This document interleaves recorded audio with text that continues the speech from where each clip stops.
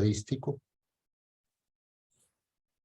En esta tercera sesión tenemos 4 trabajos que analizan distintos aspectos relativos a cambios producidos en la sociedad producto de la pandemia que hemos estado viviendo. El primer trabajo, presentado por Alan Quesada del ARECEP, analiza distintas formas de incorporar una perturbación atípica, como fue la pandemia, en el pronóstico de la demanda de combustibles. Un segundo trabajo de Adrián Piñataro, de la Escuela de Ciencias Políticas, analiza un fenómeno que produjo la pandemia, que se conoce como rally alrededor de la bandera, que es el aumento del apoyo popular a corto plazo del gobierno o de líderes políticos de un país. Es lo que se analiza en este trabajo. Un tercer trabajo de Gilbert Brenes, de la Escuela de Estadística y del Centro Centroamericano de Población, examina los cambios en la formación y composición de los hogares ocurridos en los años de pandemia. Algunos de estos están directamente asociados a ajustes necesarios debido a las condiciones económicas producidas por la pandemia. Y un cuarto trabajo de Nuris Díaz, José Pablo Mora, Gaby Mora, María José Rojas y Estefanía Villalobos, analiza un aspecto que tiene y tuvo en algún momento de la pandemia mucha importancia porque impacta la viabilidad de las políticas públicas, que es el conocimiento, las actitudes y las prácticas que tienen las personas en torno a la vacunación. Para no ocupar más tiempo, voy a darle la palabra a Alan Quesadas. Recuerdo a cada ponente que tienen 15 minutos y al final, dependiendo del tiempo, tenemos un periodo de preguntas. Entonces, le doy la palabra a Alan Quesada para que empiece la primera exposición. Muchas gracias, de verdad, a toda la Escuela de Estadística, a todos los que están hoy acompañándonos. Por favor, si alguien me pudiera nada más verificar que se logra observar adecuadamente la pantalla. Sí, se ve bien. Perfecto, muchas gracias. Bueno, justamente para entrar en materia, el objetivo del trabajo que vamos a presentar en este momento es incluir en los modelos de series temporales y de ciencia de datos un mecanismo que nos permita pronosticar el comportamiento de una serie de tiempo ante una perturbación fuerte como la del COVID-19. El contenido, básicamente vamos a ver la justificación, el marco teórico, la metodología, resultados y conclusiones. Con respecto a la justificación, es importante recordar que durante el año 2020 se dio inicio a una pandemia por COVID-19 que tuvo importantes consideraciones desde el punto de vista de salud y desde el punto de vista económico, como podemos observar en el caso de Costa Rica. Tuvimos varias olas pandémicas, las cuales afectaron sustancialmente el comportamiento de los agentes, principalmente en la demanda de ciertos servicios, y uno de los más afectados fue justamente el sector de hidrocarburos, en el cual, como podemos observar para el caso de Estados Unidos, cerca de 200 empresas tuvieron que cerrar por la disminución tan fuerte que hubo en la demanda de combustibles. Y eso es verdaderamente muy notorio, como podemos observar para el caso de Costa Rica y tal cual se observa en esta gráfica. Para el diésel hubo una disminución importante, aquí podemos ver el comportamiento habitual que tenía, tuvo una reducción bastante fuerte y posteriormente ya para diciembre del año 2020, perdón, ya se estaba dando una recuperación. Para el caso de lo que es la gasolina RON 91 o gasolina regular, podemos observar que este efecto fue muchísimo más grande. Veamos cómo el efecto ocasionado por la pandemia del COVID-19 realmente se tradujo en una reducción, en primera instancia muy abrupta, en poco tiempo, ¿verdad?, de la demanda de combustible, y no hubo una recuperación tan clara y tan sustancial hasta el mes de diciembre. Esto también se puede observar en la gasolina RON 95, gasolina super, en donde efectivamente se da este efecto tan marcado que se atribuye propiamente a la pandemia del COVID-19. Ante una situación como esta, llega un momento en que cada uno de nosotros como encargados de hacer proyecciones nos decimos, bueno, ¿qué podemos hacer? Efectivamente, es algo totalmente inesperado, es algo que no tenemos información anterior que nos permita realizar un pronóstico, y cuando trabajamos con series de tiempo, casi siempre lo que usamos es los mismos datos para tratar de pronosticar el comportamiento futuro, y podemos utilizar análisis de intervención y hacer, pues, incluir tal vez algunas covariables. Sin embargo, el efecto que estamos observando por la pandemia es demasiado fuerte. Entonces, lo que nosotros buscamos fue emplear toda la información que pudiéramos, todos los activos de información existentes y a su vez utilizar diversos mecanismos de pronóstico. ¿Por qué? Bueno, porque en primera instancia no podemos obviar cuál es la situación que nos tenía en este gran reto a nivel de pronóstico. Y es que la pandemia afectaba la movilidad, porque conforme la pandemia iba avanzando, se iban realizando restricciones de movilidad que efectivamente repercutían en el consumo de combustible. Y eso es bastante sustancial. Aquí podemos ver cómo a través de este informe del Programa del Estado de la Nación del año 2020 se hace una comparación a través de los jams promedio por segmento y podemos observar cómo San José en el año 2019 tenía una gran congestión vehicular. Sin embargo, si lo comparamos entre marzo y septiembre de 2020 se da una reducción bastante fuerte, lo cual explica las gráficas anteriores en la reducción tan fuerte que se vio en el consumo de los combustibles. Pero no solo teníamos esa situación, porque este fenómeno asociado a la restricción de la movilidad y a los cambios en el patrón de consumo de combustible, no solo se dio de una forma intempestiva, o sea, no solo se dio de un momento en el que consumíamos cierta cantidad de combustible y cayó, ¿verdad?, sustancialmente la demanda, sino que ese patrón tendía a cambiar de un modo muy rápido. Como podemos observar en este informe de ARCE 2020, que hace referencia a los datos de movilidad de Europa, podemos observar cómo durante el periodo del primer segmento, digámoslo así, del año, en Europa, se observó una reducción bastante fuerte de lo que fue la movilidad, que es esta línea azul. Entonces, digámoslo así, la pandemia ocasionó que la movilidad se redujera sustancialmente en los primeros segmentos del año. Sin embargo, cuando ya lo comparamos contra el otoño del año 2020, podemos observar que una vez que se imponen restricciones de movilidad, se observa una disminución, pero con una pendiente mucho menos fuerte. ¿Qué queremos decir con esto? Al principio, conforme la pandemia inició, las restricciones de movilidad ocasionaban que las personas básicamente dejaran de utilizar los automóviles, eso reducía sustancialmente su consumo. Sin embargo, conforme la pandemia empezó a adaptarse, en este caso, al comportamiento de las personas, nosotros empezamos a convivir con una nueva normalidad. Entonces, seguíamos, en este caso, respetando las restricciones, pero eso no disminuía tan abruptamente la movilidad como lo hacía anteriormente. Por esta razón, teníamos que aprender a convivir con un fenómeno que era muy fuerte, que generó cambios sustanciales, pero que también podía cambiar el comportamiento de las personas en muy corto tiempo, conforme las personas se fueran ajustando o se fueran adaptando a esta nueva normalidad.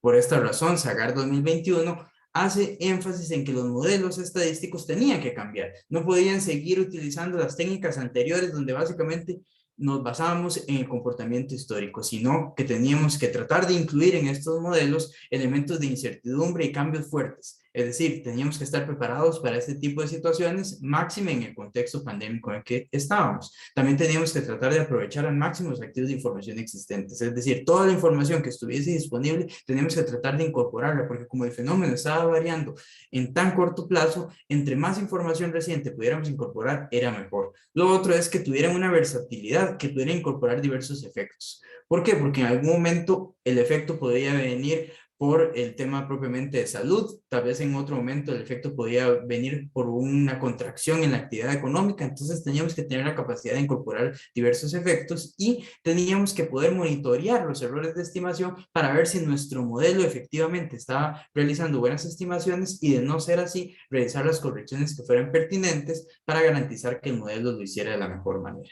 Por esta razón, en el marco metodológico, lo que desarrollamos fue un conjunto de modelos. En primera instancia, desarrollamos los modelos más tradicionales con respecto a series de tiempo, que es el modelo Hall-Winters y los modelos ARIMA.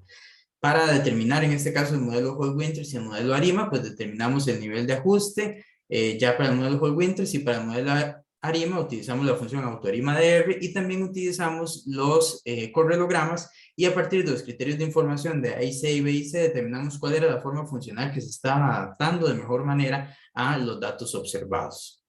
De igual manera, se realizaron los análisis de supuestos del modelo ARIMA para verificar que el modelo fuera consistente y cumpliera con la mayor cantidad de supuestos posibles.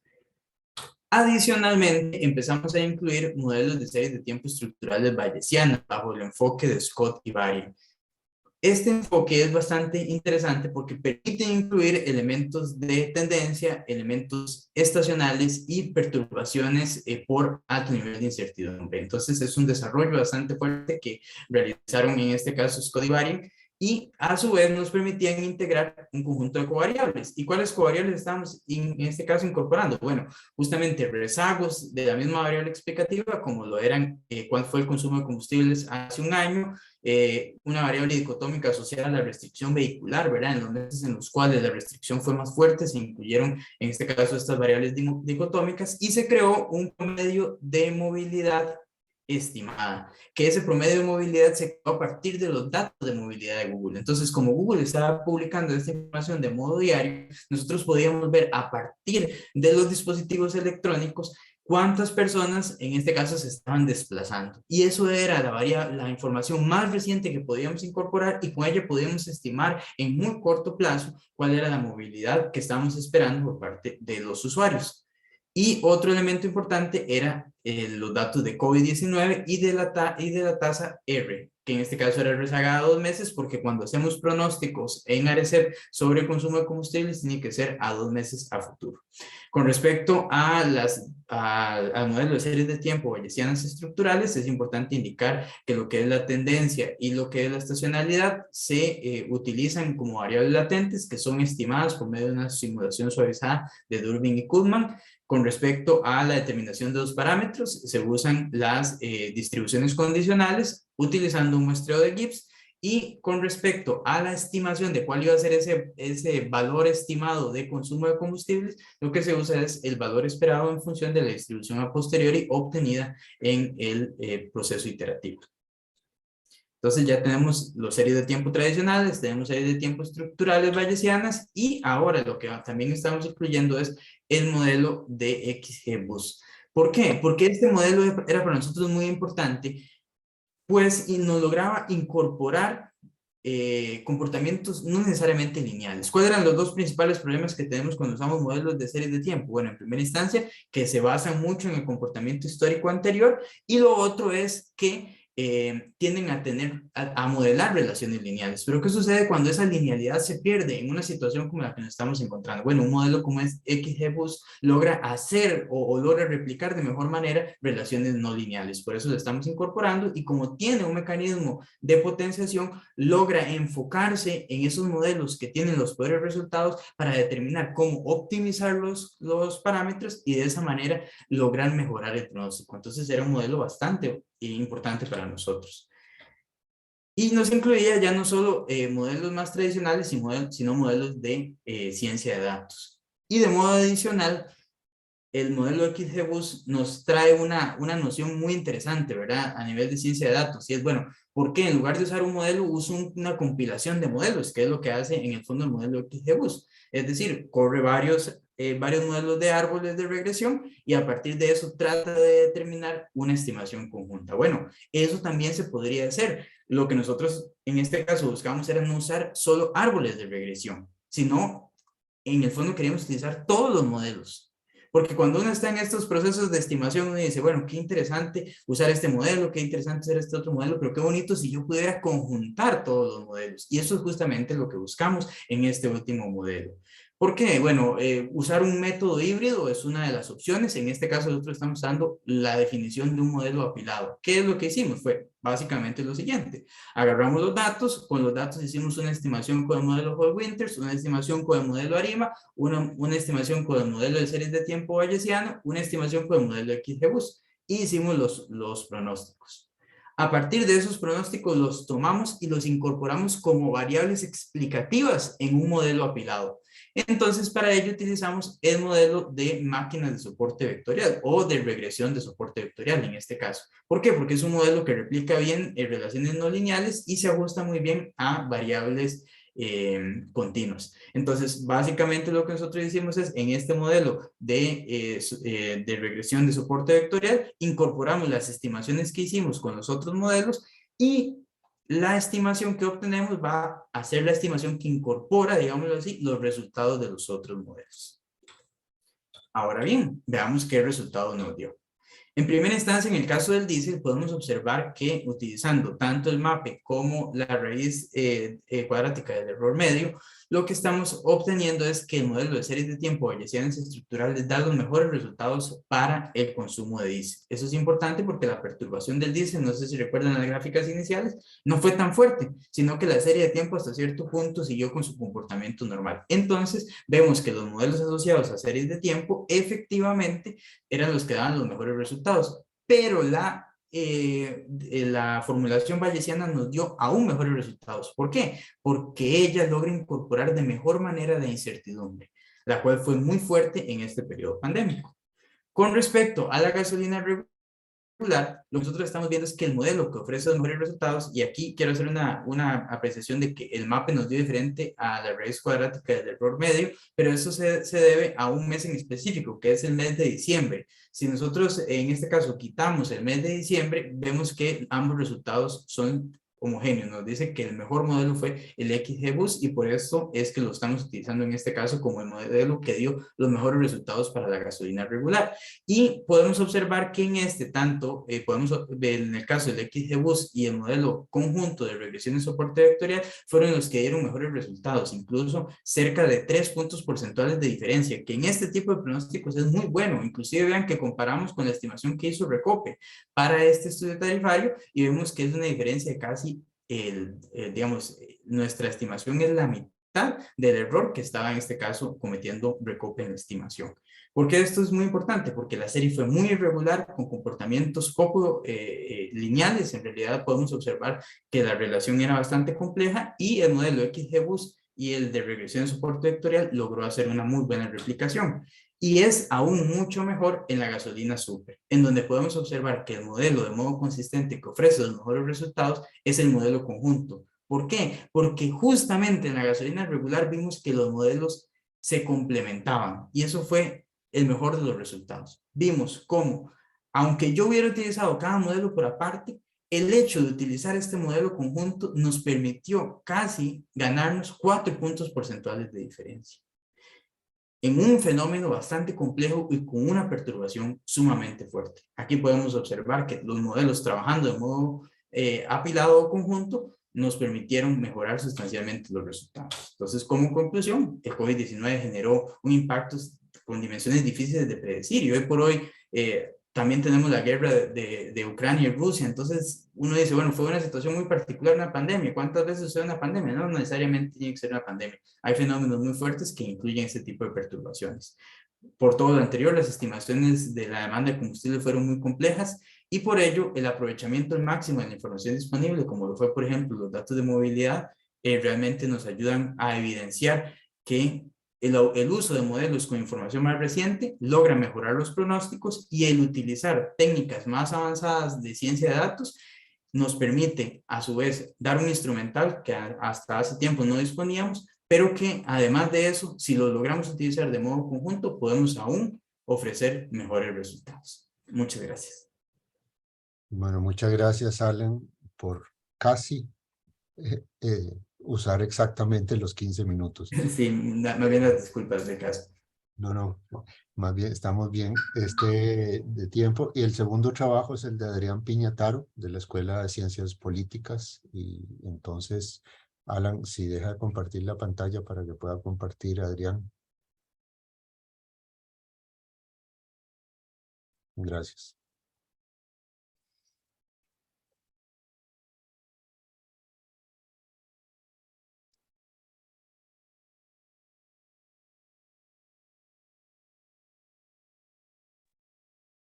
Creo que ahí se ve bien, sí.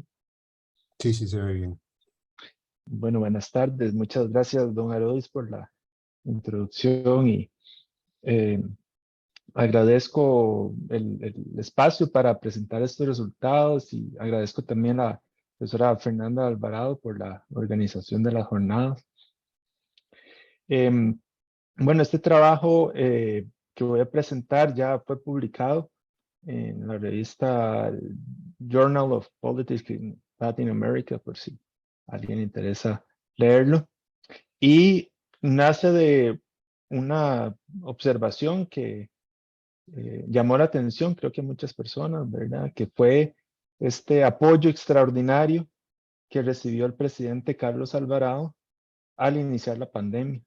Una de las mediciones más recurrentes, una de las mediciones políticas más recurrentes, precisamente la aprobación gubernamental. Eh, digamos, se le da seguimiento, ¿verdad? Como un dato básico, ¿verdad? Del acontecer político.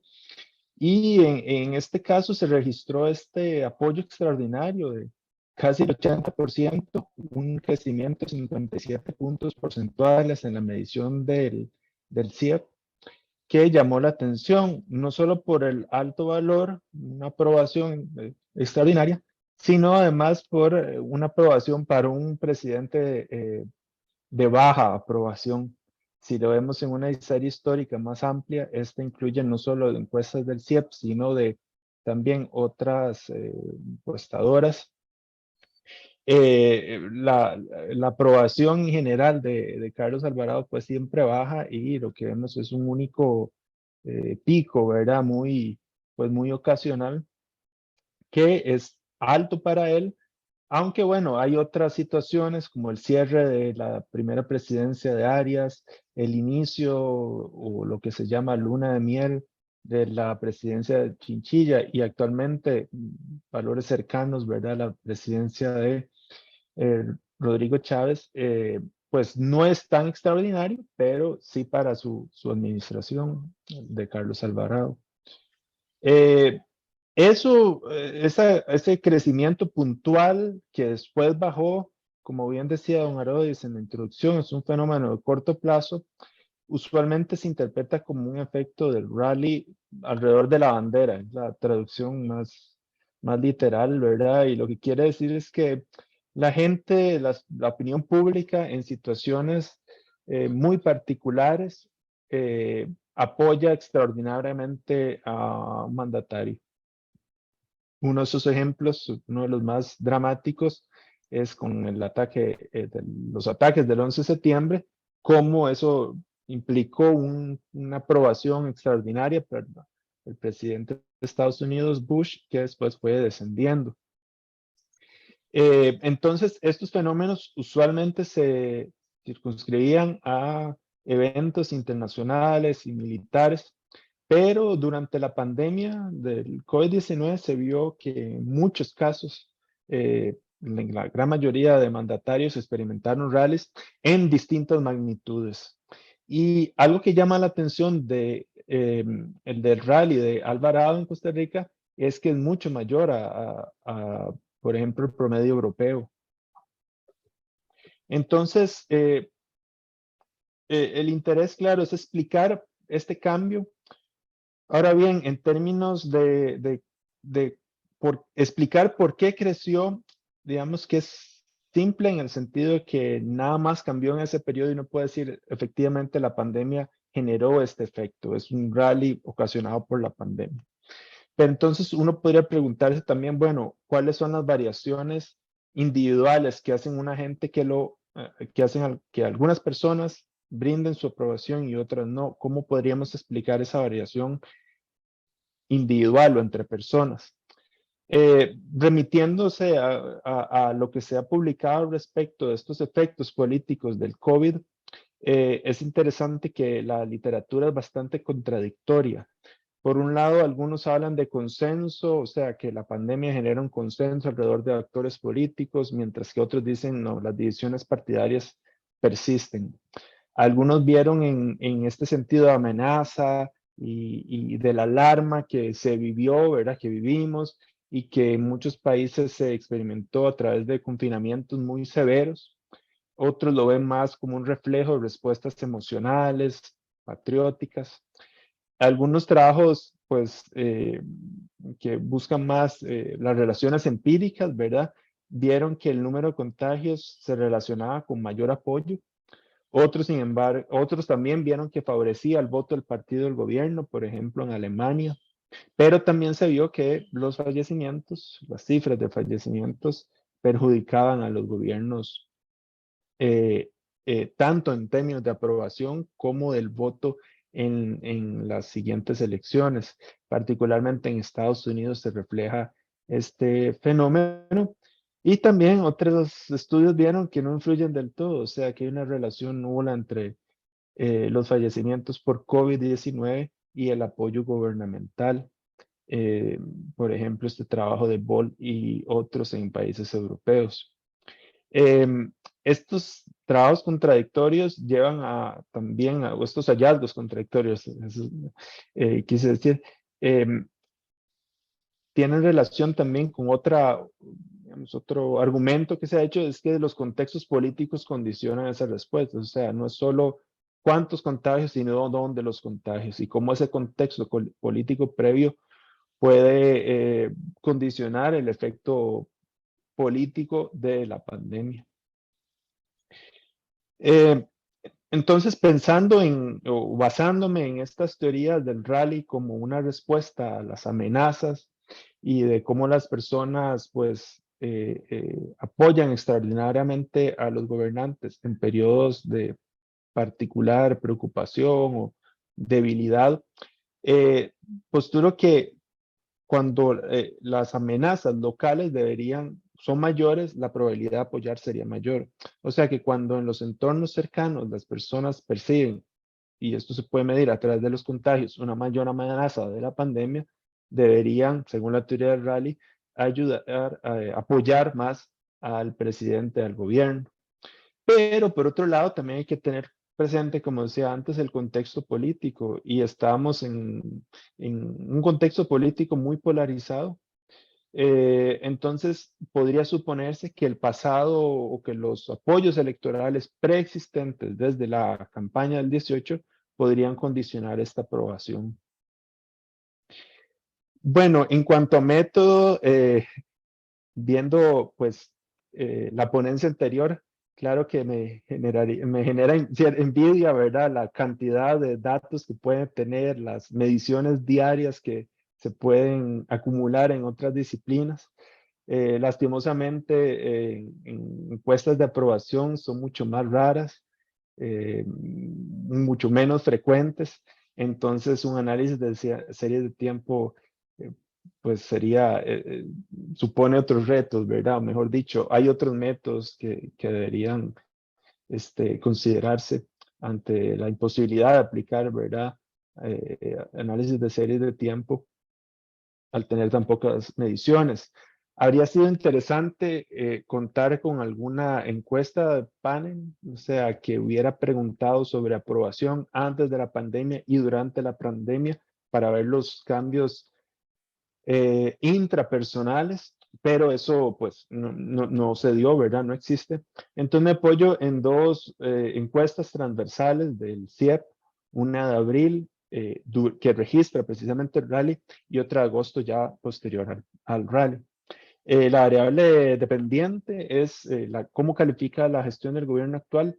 Es cierto que también hay otra variable de gestión, de cómo califica la gestión del presidente.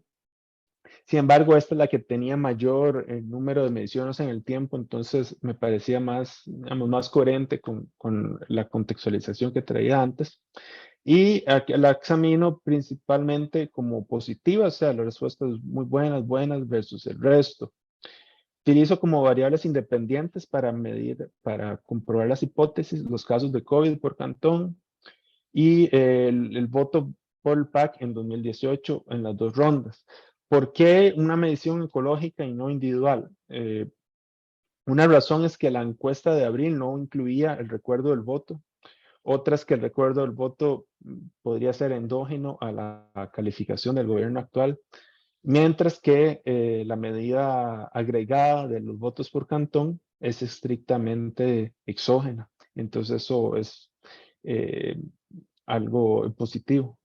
Como controles, incluyo valoración de la situación económica actual, que es un predictor clásico de la aprobación, si la persona está desempleada, el impacto económico personal, cómo valoraron las políticas, las respuestas sanitarias, económicas y unas variables demográficas que también se ha visto que estaban relacionadas con el voto en 2018.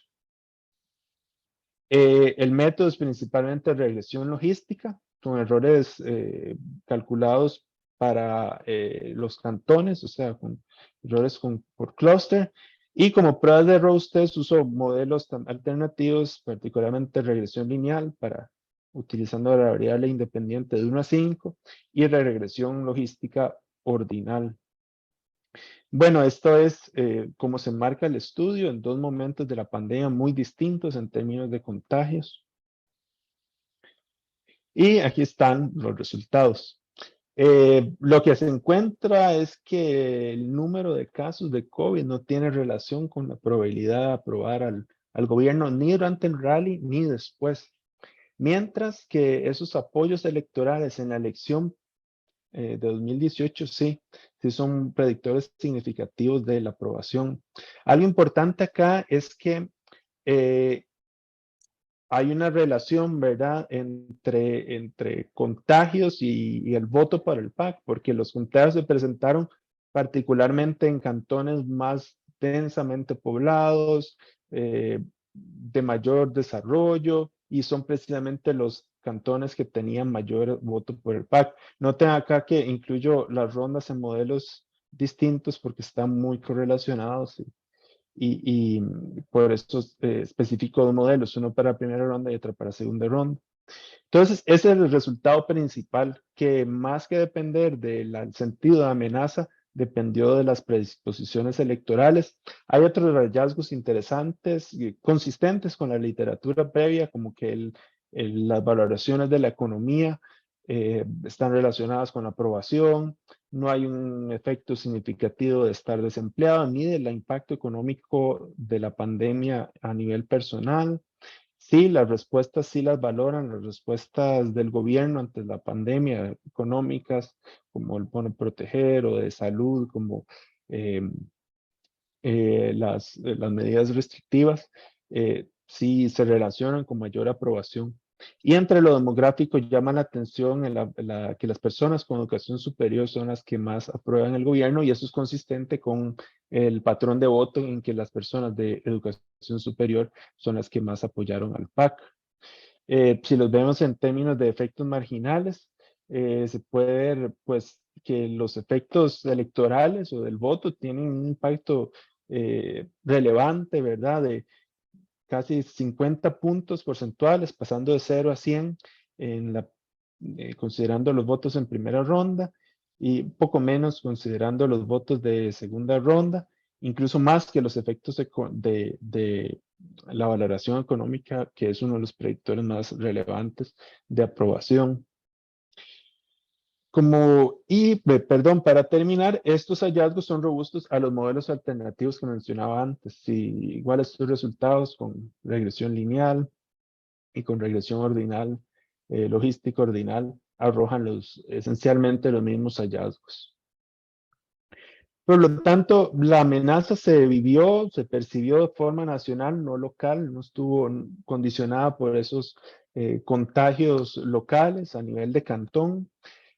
Importante que el rally no estuvo despolitizado, ¿verdad? No, se basó en consideraciones previas, algo que algunas personas utilizan como razonamiento motivado, o sea que la gente razona según sus lentes políticos y partidarios. No hubo consensos intrapartidarios en todos los países, algo que la literatura ha señalado muchas veces. Las divisiones partidarias persisten. Y algo que me parece relevante, sobre todo en términos teóricos, es que los rallies no son exclusivos de eventos militares, ¿verdad? Se puede ver cómo los rallies se pueden experimentar en estas situaciones como la pandemia, y podríamos pensar también que en casos de desastres naturales y viendo las amenazas globales, climáticas, quizás podríamos esperar otro de estos rallies, ¿verdad?, en el futuro en situaciones no estrictamente militares. Y muchas gracias por la atención. Bueno, muchas gracias, Adrián. Y el siguiente trabajo es el trabajo de Gilbert Brenes, de la Escuela de Estadística y del Centro Centroamericano de Población. Entonces le doy la palabra a Gilbert.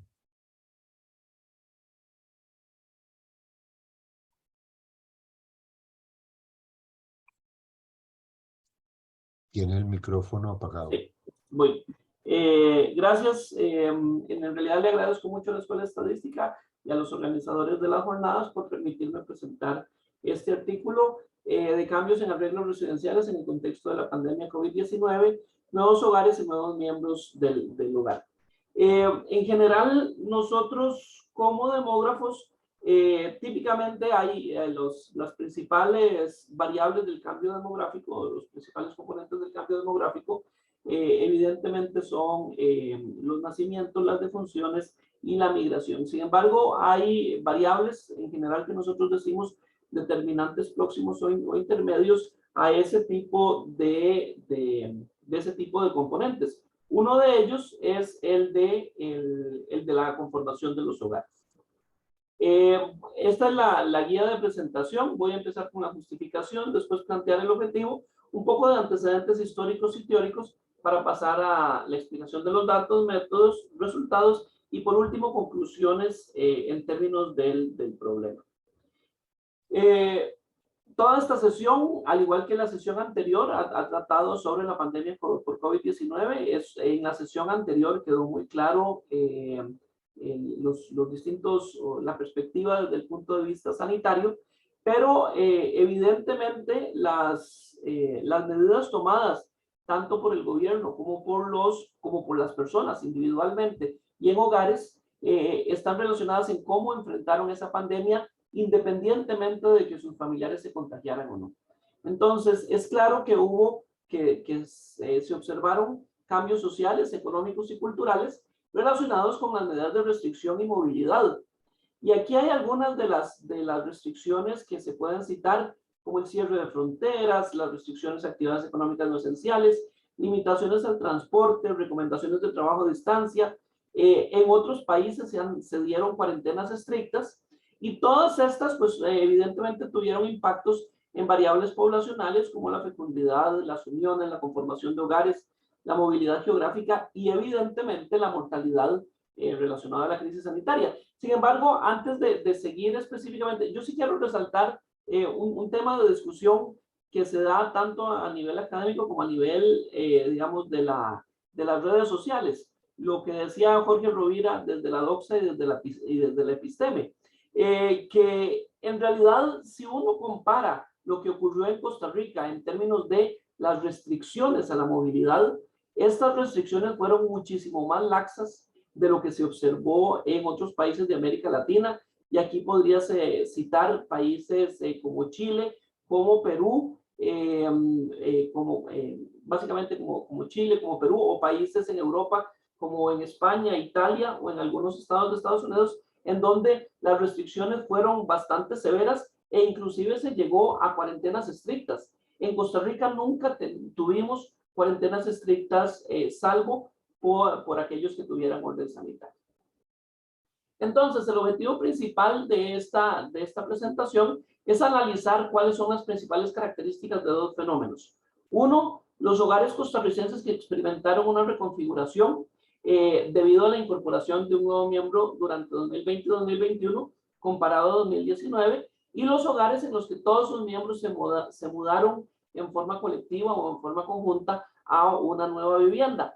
Que esto es lo que yo estoy denominando como nuevo hogar, aunque yo no puedo desde el punto de vista estrictamente metodológico afirmar que todos estos casos son realmente nuevos hogares, pero las características que tienen me indican que sí son nuevos hogares conformados. Los datos de ambos años, los del 2020, 2029 y de 2021, se comparan con el 2019, que fue justo el año previo a la pandemia. Aquí quiero insistir en este punto. No es que tenga una agenda política o social, pero evidentemente yo creo que es algo que nosotros desde el punto de vista académico tenemos que resaltar.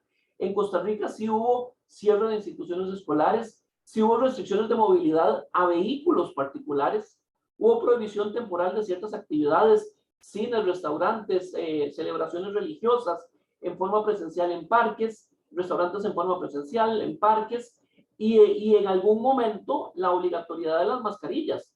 Pero aquí en Costa Rica no tuvimos ni confinamientos obligatorios, ni toques de queda. Evidentemente no tenemos ejército, entonces era más difícil que aquí hubiera un cuerpo que pudiera obligar a esos toques de queda.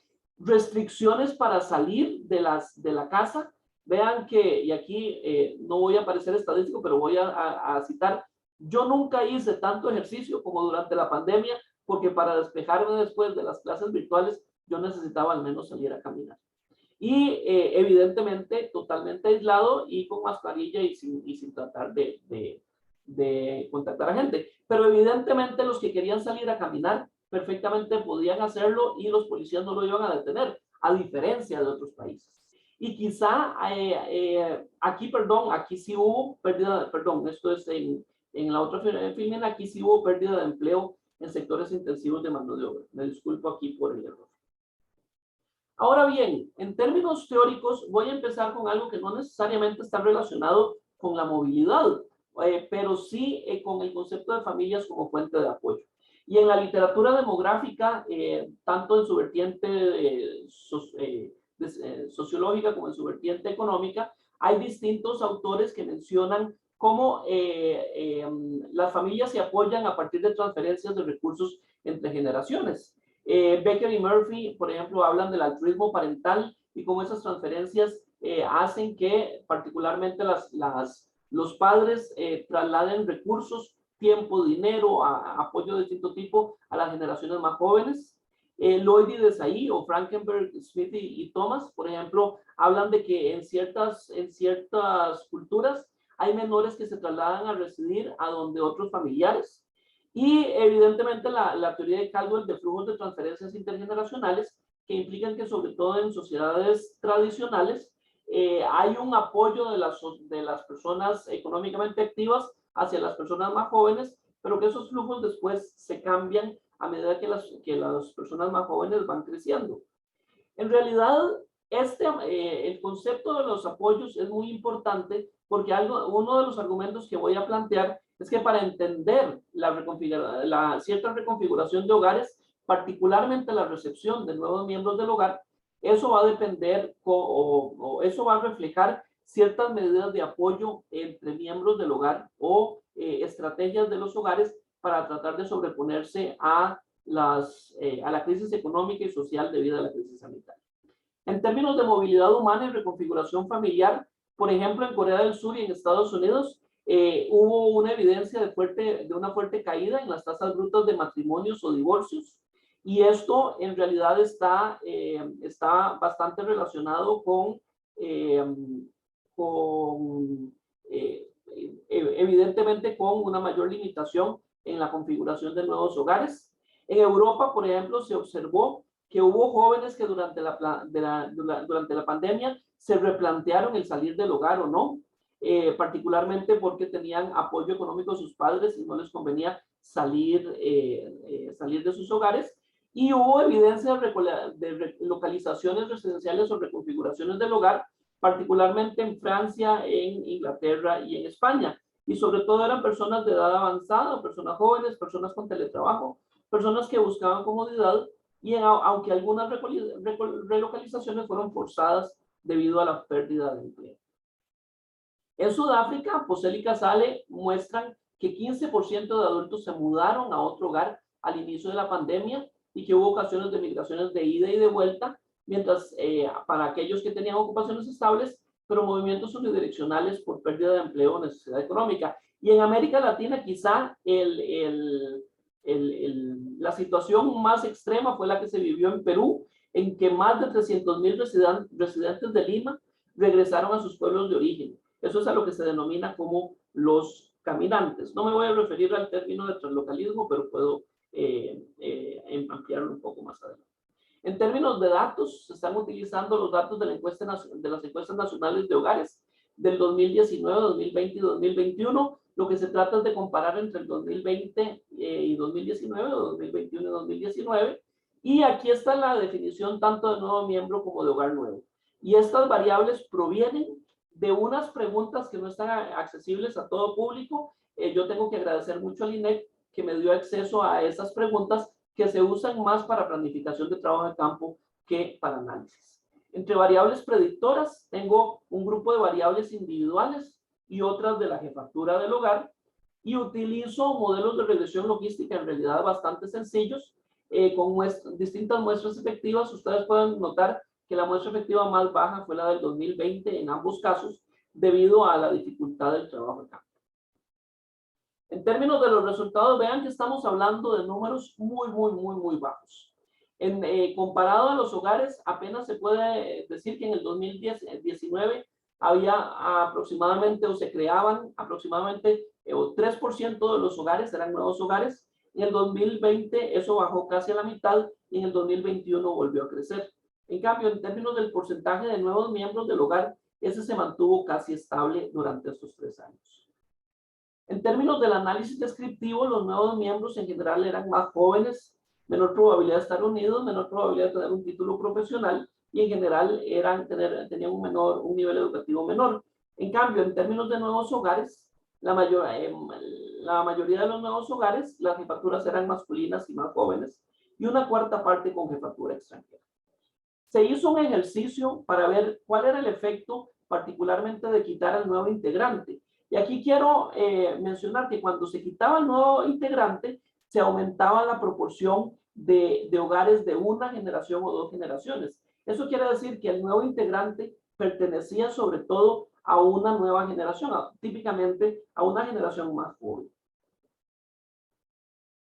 Los coeficientes de regresión logística nos dan una idea multivariada del fenómeno. Aquí se está prediciendo el ser un nuevo miembro del hogar, y se puede ver que en realidad las personas de 18 a 34 años eran las que tenían mayor probabilidad de ser nuevos miembros, pero el gran cambio se dio entre el 2020 y el 2021, donde fueron los menores de 18 años los que tuvieron más probabilidad de ser nuevos miembros. En términos de las otras variables, quizá quiero resaltar la de ser extranjero. Vean cómo los odds ratios eran mayores a 1 en el 2019 y en el 2021, pero disminuyeron en el 2020, lo cual refleja que los extranjeros fueron uno de los grupos más perjudicados por las medidas sanitarias. Y en términos de características del hogar, quizá la mayor diferencia fue el crecimiento en la llegada a nuevos hogares o a nuevos miembros del hogar en hogares de menos de 3 miembros. Y en términos de la predicción de nuevos hogares, en realidad nuevamente se puede ver, dado que todos estos odds ratios son menores a 1, que lo más probable es que los nuevos hogares eran de personas menores de 35 años, lo cual es lógico, es esperable, pero quizá el principal cambio entre el 2019 y el 2021 es el que se cambió la dirección de la asociación con la escolaridad. Y también se esperaba que en términos de los nuevos hogares la variable de internet fuera muy importante. Vean que si había internet había más probabilidad de crear un nuevo hogar, mientras que curiosamente en el 2020 y en el 2021 eso no sucedió. Y esto nos dice que en realidad el teletrabajo no fue un factor importante para efectos de la creación de nuevos hogares. Quiero entonces terminar con las conclusiones de discusión y mencionar entonces que los cambios en los arreglos residenciales en Costa Rica fueron relativamente raros. Compárenlo con las estadísticas que se demostraron de Sudáfrica o inclusive en Europa. Después de la baja en 2020, básicamente se retornó a niveles prepandémicos, tanto en la creación de nuevos hogares como en la llegada de nuevos miembros, sobre todo en la creación de nuevos hogares. Y yo considero que esto se debe particularmente a la laxitud de las medidas de contención comparadas con otros países, ya que Costa Rica es un país relativamente pequeño y para entender cómo evoluciona una pandemia es muy diferente que esa pandemia se dé en países grandes o en países pequeños. Quizá lo más importante para concluir, porque ya se me acaba el tiempo, no es solo en los cambios en la incorporación de nuevos miembros, sino también en los nuevos miembros extranjeros.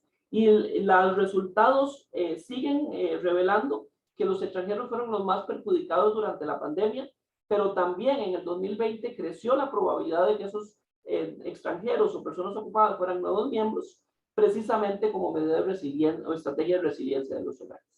Y con esto termino, les agradezco muchísimo y les agradezco que hayan aguantado lo rápido que yo hablo. Muchísimas gracias. Bueno, muchas gracias, Gilbert. Ya casi. Y al igual que todos los ponentes anteriores, estamos bien con el tiempo. Les recuerdo que Génesis ha puesto varias veces en el chat el registro de la asistencia. Ahí está el link, así que si pueden hacer el registro de la asistencia, se los agradezco. El cuarto trabajo es de Nuris Díaz, José Pablo Mora, Gaby Mora, María José Rojas y Estefanía Villalobos, y analiza las actitudes frente a la vacunación. Entonces, creo que es Nuris la que va a exponer. Ah, no. Hola, sí, Gaby va a presentar y yo voy a exponer. Ok. Bueno, buenas tardes a todos. Mi nombre es Nuris Díaz, tal como lo dijo el profesor Arodis. Y este trabajo que les vamos a presentar fue un trabajo realizado en el 2021 bajo la guía del profesor Johnny. Básicamente trata de las actitudes antivacunas y hacia la obligatoriedad de la vacuna. Este fue el tema escogido por mis compañeros porque queríamos ver cómo se comportaba la gente ante esa nueva solicitud que se hacía en ese entonces de pedir ya sea un certificado o el código QR, que en ese entonces todavía no se había implementado, pero ya se venía hablando. Y ver cómo la gente reaccionaba ante esa petitoria del gobierno, ¿verdad? Básicamente nos guiamos también en una ley que no todo el mundo conoce y que posteriormente en los cuadros que les voy a presentar vamos a hablar un poco.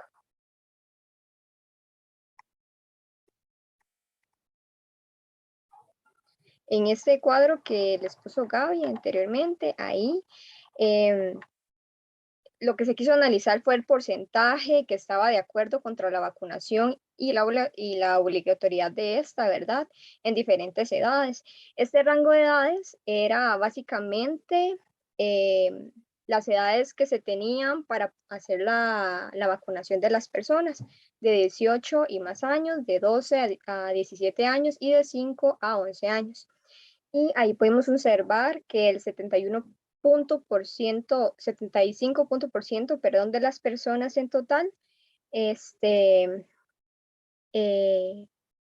estaba de 18 años y más, estaba de acuerdo con la vacunación, ¿verdad? En ese porcentaje. De igual forma, en el siguiente cuadro, encontramos, ahí queríamos analizar que el porcentaje que conocía de las personas sobre la ley o normativa en Costa Rica, esa ley es la ley 8111. ¿Y de qué nos habla esa ley? Bueno, en el artículo 3 habla, un fragmento de esa ley es que la obligatoriedad de conformidad con la presente son obligatorias las vacunas contra las enfermedades cuando lo estime necesario la Comisión Nacional de Vacunación y de Epidemiología, que se crea con esta ley, ¿verdad?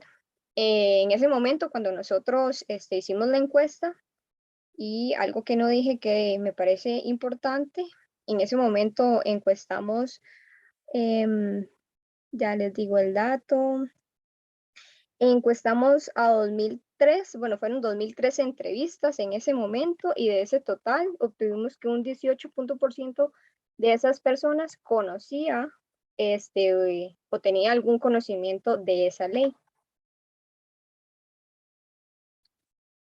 Ya en este siguiente cuadro, lo que tratamos de analizar fue ver el porcentaje del estado de vacunación que había en este entonces y notamos que el 61% de las personas tenía por lo menos una de esas vacunas. En ese entonces, el esquema de vacunación completo era de 2 vacunas. Actualmente, si no me equivoco, son 3 vacunas las que es el esquema completo, más una cuarta que es opcional, ¿verdad?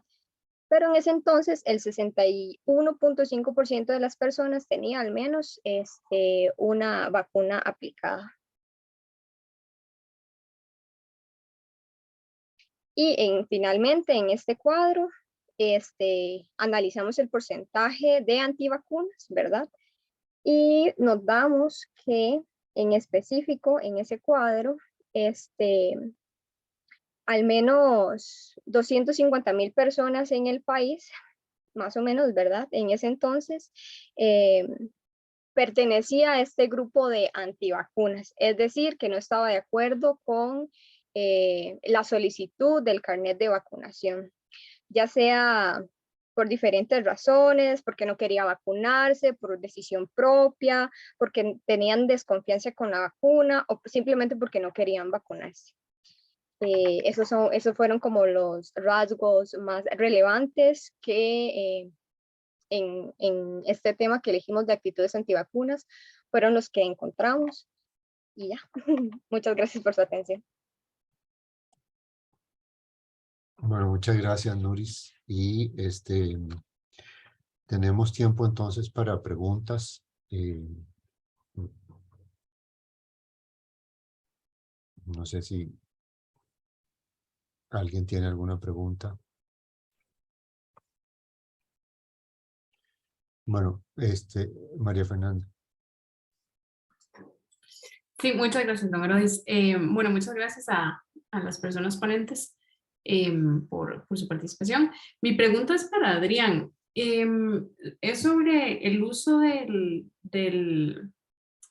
logaritmo de los casos de COVID para, digamos, determinar este apoyo o si hubo un cambio en el apoyo al gobierno. Me pregunto si tal vez un mejor indicador hubiese sido como la percepción de riesgo de esos casos, ¿verdad? Porque llega un punto en que no necesariamente es tan importante el número de casos que haya, sino como yo percibo ese riesgo, particularmente al inicio, cuando los casos eran muy pocos, pero la percepción de riesgo era muy alta. Gracias por la pregunta. Sería algo interesante contrastar. No recuerdo que haya ninguna pregunta específica que me diera ese riesgo. Estaba la pregunta de COVID como principal problema, de entre la típica pregunta del principal problema del país, y en ese momento COVID superó desempleo y todas las demás, que no daba nada interesante. Pero sí creo de alguna forma que los contagios o esos números, ¿verdad? Al menos ese es el supuesto, que la gente tenía alguna noción de si su cantón había mucha, poca. Creo que había un seguimiento de los números de la pandemia que se hacía, ¿verdad? En los primeros meses, que después ya no, ¿verdad? Que, digamos, era la época en que la gente veía las conferencias de prensa y leía los boletines y más o menos varias personas sabían cuáles eran los cantones con más contagios y claro, y además el COVID era una novedad, ¿verdad? El hecho de que hubiera el primer caso en el barrio, por ejemplo. Creo que de alguna forma había algún seguimiento en esos entornos y esa era un poco mi suposición, ¿verdad? Al incluirla. Pero sí es cierto que sería interesante haber, digamos, tenido medidas de esa percepción del riesgo, de si había contagios cercanos, si la persona está contagiada, incluso de no sé cuántas personas cree que en su entorno están contagiadas, no sé. Creo que es habría sido algo interesante para contrastar con el indicador objetivo, ¿verdad? Esa percepción subjetiva. Muchas gracias. No sé si hay alguna otra pregunta. Bueno, si no, yo tengo dos tiene en el chat. preguntas. En el chat hay una. En el chat. ¿Perdón? En el chat hay una pregunta. Ah, ok. Entonces, bueno, es una pregunta para Alan. Quesada, ¿a qué pudo deberse el menor impacto en el consumo de diésel en comparación a los otros tipos de combustibles a inicios de la pandemia? Lo que pasa es que no veo a Alan conectado.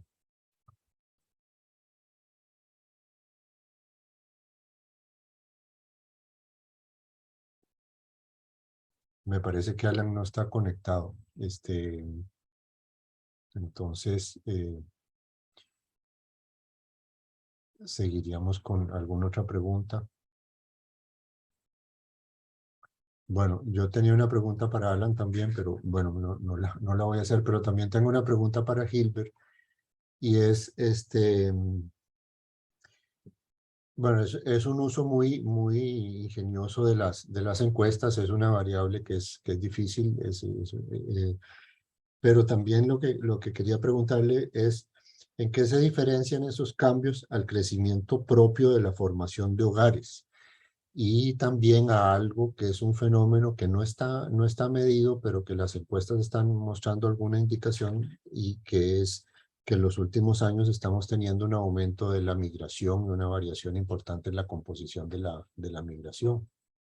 Sí, gracias. Esa es una muy buena pregunta y precisamente por eso yo originalmente no había pedido el dato del 2019, pero si usted pide estas mismas variables para el 2018, 2017, en realidad ve que el dato del 2019 es parecido al de la creación de nuevos hogares. Y si usted ve esa creación de nuevos hogares, en realidad está, ese porcentaje o esa proporción, en realidad está bastante cercana a lo que es el crecimiento vegetativo.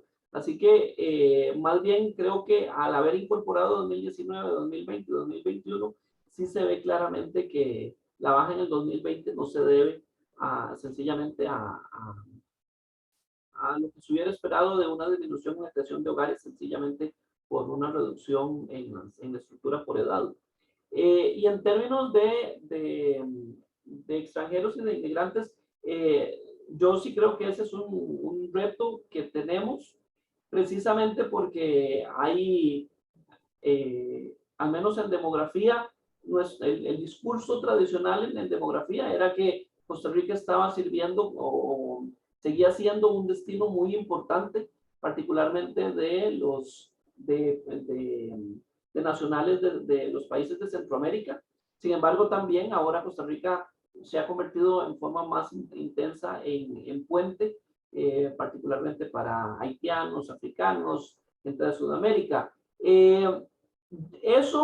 Este tipo de fenómenos, no, al menos el de las personas que usan a Costa Rica como puente, no se debería de reflejar en las encuestas nacionales de hogares.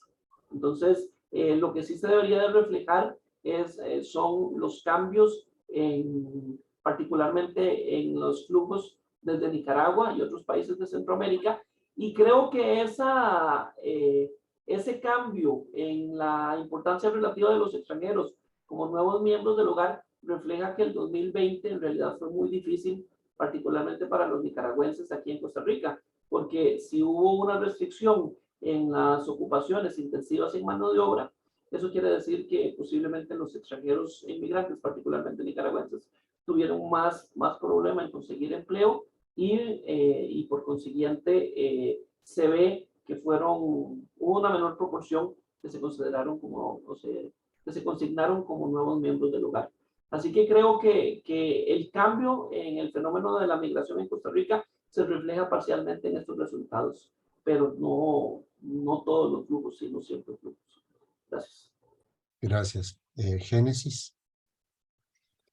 Yo tenía como una pregunta, bueno, como que el profesor Gilbert me dijera, porque sé que también, a pesar de que estaba la pandemia, muchas mujeres o muchas parejas vieron como ese tiempo como la oportunidad de tener más hijos.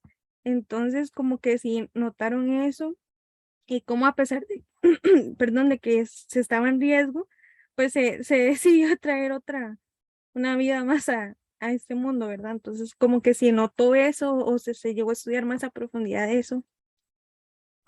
Sí, gracias. Este artículo no tiene estos datos, pero su versión en el blog en realidad sí lo tiene. Y eso es un fenómeno que los demógrafos ticos lo hemos venido observando. En la teoría demográfica hay, bueno, depende de los autores, pero particularmente von Gartz resalta 4 determinantes próximos de la fecundidad. Lo que es la exposición al riesgo operacionalizada con matrimonios, la terminación de los embarazos vía abortos y el uso de métodos de planificación familiar. Y me queda el de la amenorrea posparto, que aquí quizá no sería tan fuerte. Pero uno pensa, digamos, desde el punto de vista de la intuición, uno hubiera pensado de que si más parejas estaban solas haciendo teletrabajo en sus hogares, que iba a haber más exposición al riesgo a lo que produce nacimientos, por las palabras, a relaciones coitales.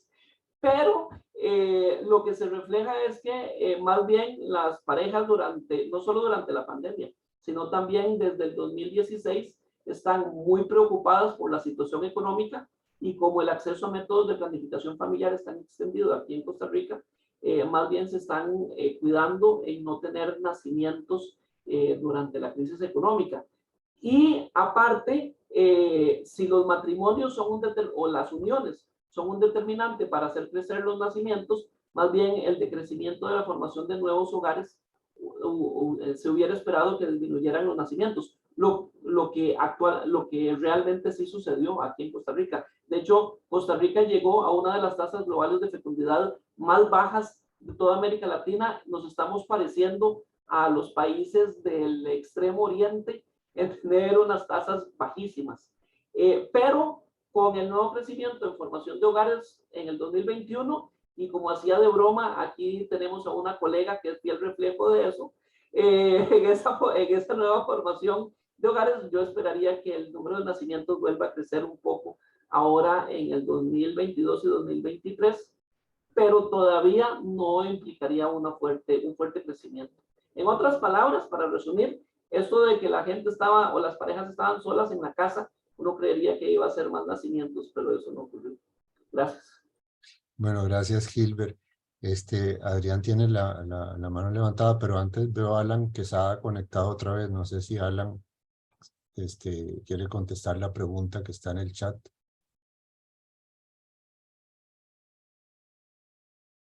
Bueno, me parece conectado, pero creo que no nos está oyendo. Entonces, le doy la palabra a Adrián. Gracias. Yo tenía una pregunta metodológica para Gilbert, porque hay factores individuales y del hogar, y presentaba los modelos de los factores individuales y del hogar, pero me genera la curiosidad si responden todos a un mismo modelo o estimó por un lado esos factores individuales y por otro lado los factores del hogar.